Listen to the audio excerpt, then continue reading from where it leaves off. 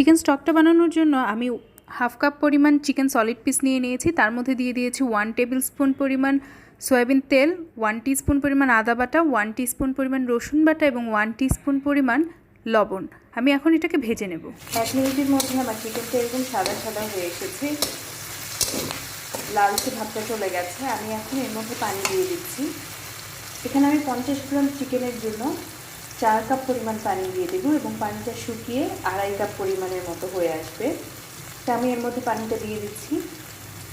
আমি পানিটা দিয়ে দিয়েছি। এখন আমি মিডিয়াম আঁচে পানিটাকে জাল করে নেব। যখন পানিটা প্রায় অর্ধেকের কাছাকাছি চলে আসবে তখন আমি চিকেনের টুকরোগুলোকে উঠিয়ে নেব এবং যেটা আমার কড়াইয়ে অবশিষ্ট থাকবে সেটাই হচ্ছে আমার চিকেন স্টক।